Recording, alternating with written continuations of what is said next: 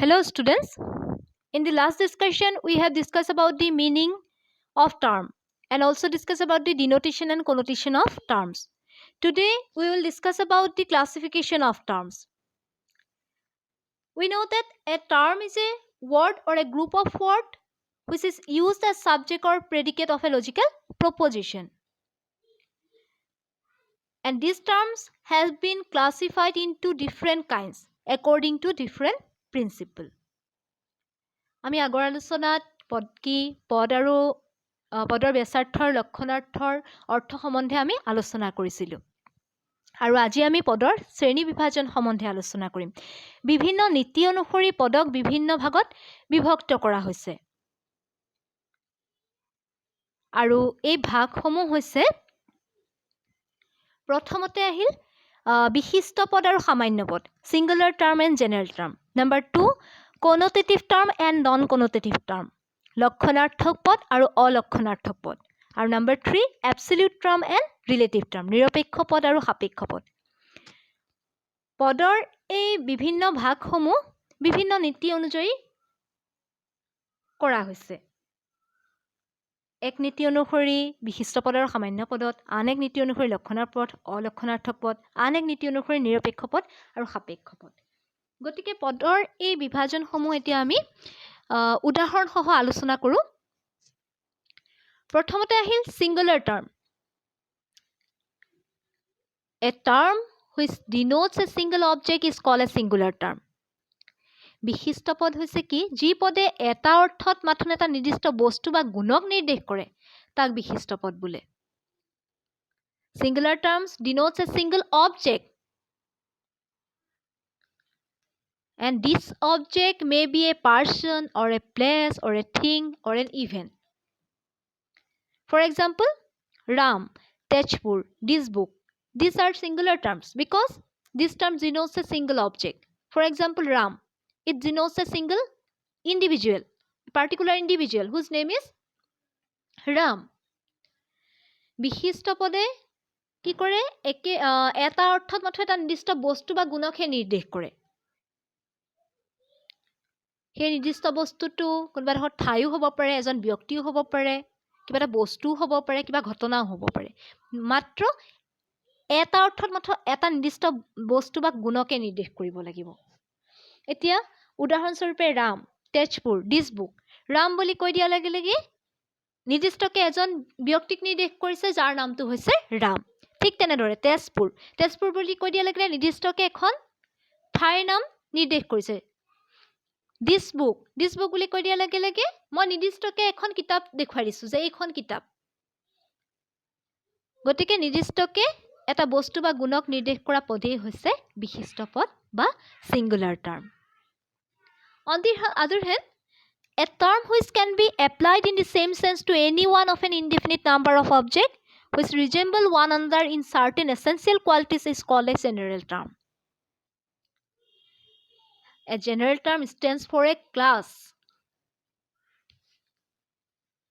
For example, man, book, tree, students. The term man can be applied in the same sense to any one of an indefinite number of men which resemble one another in certain essential quality. So it is a general term.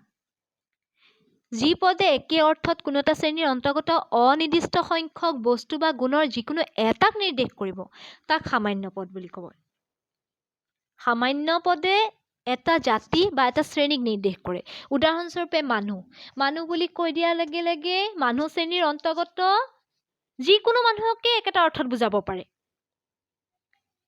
মই যদি ৰাম বুলি কওঁ তেনেহ'লে নিৰ্দিষ্টকে এজন ব্যক্তিক বুজাব কিন্তু যেতিয়া মই কম মানুহ বুলি কৈ দিয়া লগে গোটেই মানুহ শ্ৰেণীটোৰ যিকোনো এজন মানুহকে নিৰ্দেশ কৰিব পাৰে মোকো বুজাব পাৰে তোমাকো বুজাব পাৰে বা আন এজন মানুহকো বুজাব পাৰে গতিকে সামান্য পদে কোনো বিশেষ বস্তু বা ব্যক্তি বা গুণক নুবুজায় এটা জাতি বা শ্ৰেণীক বুজায় সেয়েহে এই পদক জাতিবাচক বা শ্ৰেণীবাচক পদ বুলিও কোৱা হয়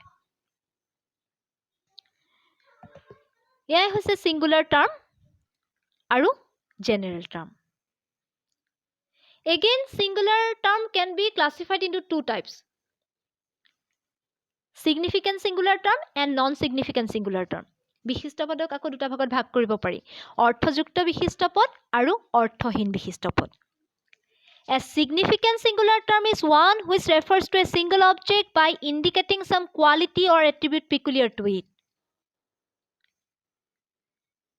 অৰ্থযুক্ত বিশিষ্ট পদে কোনো এটা নিৰ্দিষ্ট বস্তু বা ব্যক্তিক বুজোৱাৰ উপৰিও সেই বস্তু বা ব্যক্তি বিশেষৰ কোনো গুণক নিৰ্দেশ দিয়ে। It refers to a single object with its quality or attribute peculiar to it. For example, the present Prime Minister of India. It is a significant singular term because it refers to a particular individual on account of his possessing the attribute of the present Prime Minister.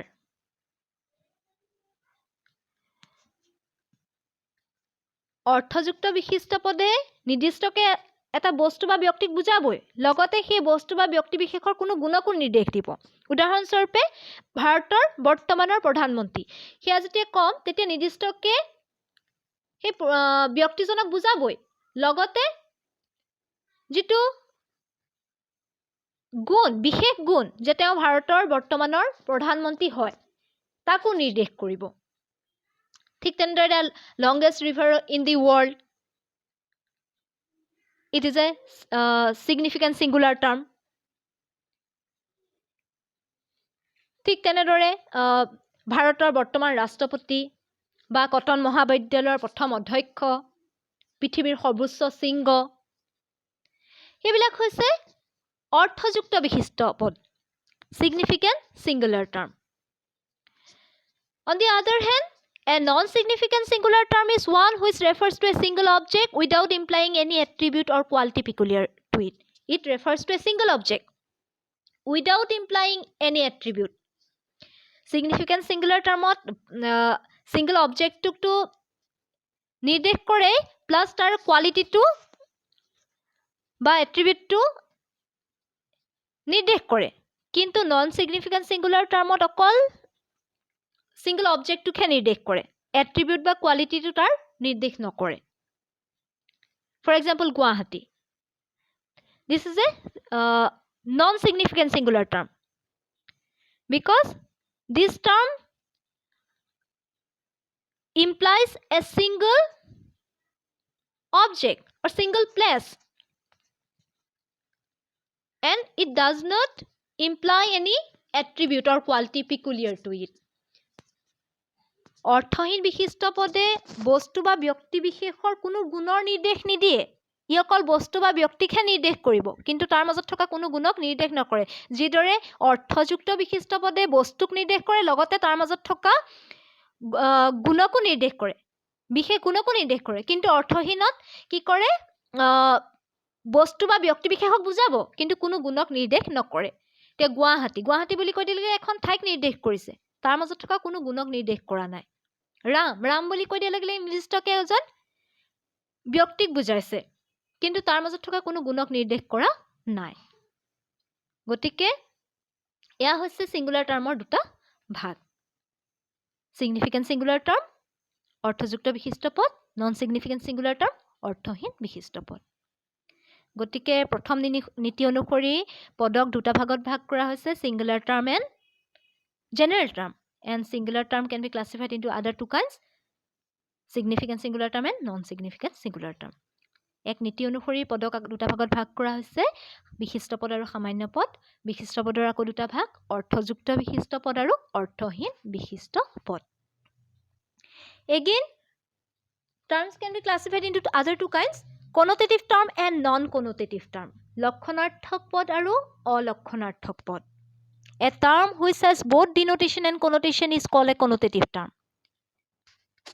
আমি denotation and connotation টো আগতে আলোচনা কৰিছিলোঁ, that denotation implies quantity of a term and connotation implies the quality of term. That means quantity and quality. So the term which has both denotation and connotation is called a connotative term. For example, man, bharsu, these are connotative because they denote thing as well as connote attribute. The term man is connotative because it has both denotation and connotation. যি পদে কোনো বস্তু বা বস্তুসমূহক নিৰ্দেশ কৰাৰ উপৰিও সেই বস্তু বা বস্তুসমূহৰ মাজত থকা সাধাৰণ আৰু মৌলিক গুণকো নিৰ্দেশ কৰে তাক লক্ষণাৰ্থক পদ বোলে।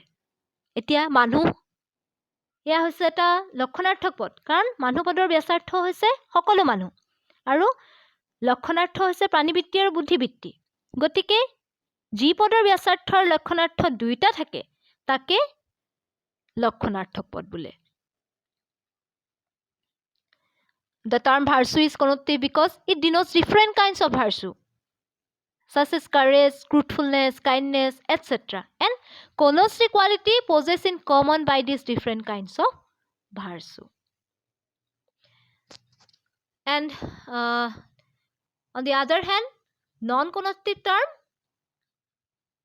is that term which has either denotation or connotation, but not both, is called a non-connotative term. A non-connotative term either denotes things or connotes attribute, but not both. যি পদে অকল বস্তুকে নিৰ্দেশ কৰে নাইবা অকল গুণ বা লক্ষণহে বুজায় কিন্তু উভয়কে নুবুজায় তাক অলক্ষণাৰ্থক পদ বোলে। অৰ্থাৎ যি পদৰ অকল ব্যাসাৰ্থ আছে কিন্তু লক্ষণাৰ্থ নাই নাইবা যি পদৰ অকল লক্ষণাৰ্থ আছে কিন্তু ব্যাসাৰ্থ নাই তেনে পদক অলক্ষণাৰ্থক পদ বোলে। এতিয়া for example, Ram, honesty, Guwahati.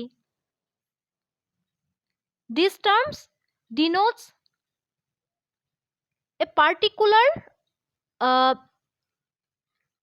objects. These terms refers, for example, that term Ram. This term refers to an individual only, but does not imply any attribute. It has denotation only, but it has no connotation. যেতিয়া ৰাম বুলি কম এই পদটোৱে নিৰ্দিষ্টকে এজন ব্যক্তিক নিৰ্দেশ কৰিছে এটা বস্তুক নিৰ্দেশ কৰিছে কিন্তু কোনো ধৰণৰ গুণক বুজোৱা নাই গুণ বা লক্ষণাৰ্থক বুজোৱা নাই গতিকে এনেকুৱা ধৰণৰ পদবিলাক হৈছে অলক্ষণাৰ্থক পদ বা non connotative term.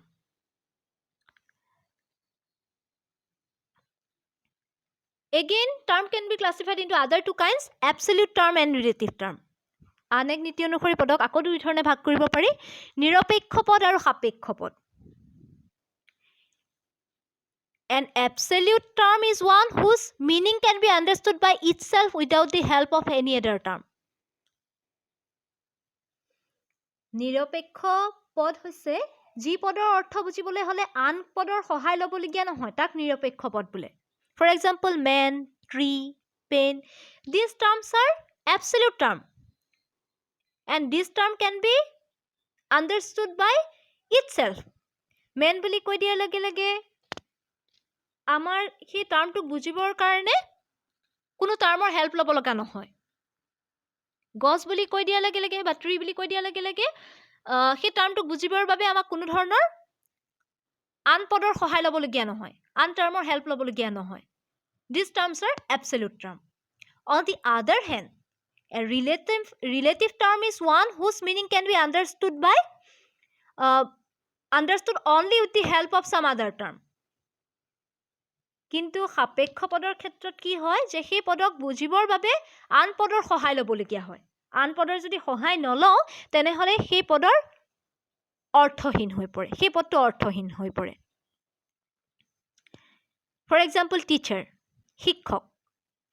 This term is relative because this term can be understood by the term student. That means this term, to understand this meaning, its meaning, we have to depend on the term students. Similarly, the term father and husband. These terms are relative because to understand their meaning, we have to depend on their correlatives, child, wife. That means relative terms go in pairs like teacher, student, father, child, etc. সাপেক্ষ পদবিলাকৰ অৰ্থ বুজিবলৈ আমি কি হয় আন শব্দৰ সহায় ল'বলগীয়া হয় এতিয়া শিক্ষক বুলি কৈ দিয়া লাগিলে সেই পদটোৰ অৰ্থ তেতিয়াহে ভালদৰে বুজিব পাৰি যেতিয়াহে তাত ছাত্ৰ ছাত্ৰীৰ ধাৰণাটো আহে ঠিক তেনেদৰে পিতৃ বুলি কৈ দিয়া লাগে আনটা পদৰ ওপৰত নিৰ্ভৰশীল সন্তান ঠিক তেনেদৰে স্বামী বুলি কৈ দিয়া লাগে স্ত্ৰী এই পদবিলাক কি হয় পৰস্পৰ নিৰ্ভৰশীল হয় এটাৰ লগত আনটোৰ সম্বন্ধৰ যোগেদিহে পদ দুটাৰ অৰ্থ বুজা যায় গতিকে এনেকুৱা ধৰণৰ পদবিলাক হৈছে সাপেক্ষ পদ আৰু এই পদৰ যি পদৰ অৰ্থটো আন কোনো পদৰ সহায়তহে বুজিব পাৰি নহ'লে পদটো অৰ্থহীন হৈ পৰে তেনে পদক সাপেক্ষ পদ বোলে কিন্তু যিবিলাক নিৰপেক্ষ পদ বা এবছলিউট টাৰ্ম সেই টাৰ্মবিলাকৰ মিনিংটো আমাৰ আন টাৰ্মৰ বা আন পদৰ সহায় নোলোৱাকেও বুজিব পাৰি কিন্তু যিবিলাক ৰিলেটিভ টাৰ্ম বা সাপেক্ষ পদ সেইবিলাকৰ মিনিংটো আমি আন টাৰ্মৰ বা আন পদৰ সহায়তহে বুজিব পাৰোঁ গতিকে এয়াই হৈছে পদৰ বিভিন্ন ভাগ বিভিন্ন নীতি অনুসৰি পদক বিভিন্ন ধৰণে ভাগ কৰা হৈছে প্ৰথম ভাগ অনুযায়ী পালোঁ আমি সামান্য পদৰ বিশিষ্ট পদ singular term and general term দ্বিতীয় বিভাজন অনুসৰি পালোঁ আমি লক্ষণাৰ্থক পদ অলক্ষণাৰ্থক পদ কনোটেটিভ term and non connotative term আৰু আন এক বিভাজন অনুসৰি পালোঁ আমি এবছলিউট টাৰ্ম ৰিলেটিভ টাৰ্ম নিৰপেক্ষ পদ আৰু সাপেক্ষ পদ গতিকে পদৰ শ্ৰেণী বিভাজন এয়াই According to different principle, terms has been classified into different kinds. So, thank you.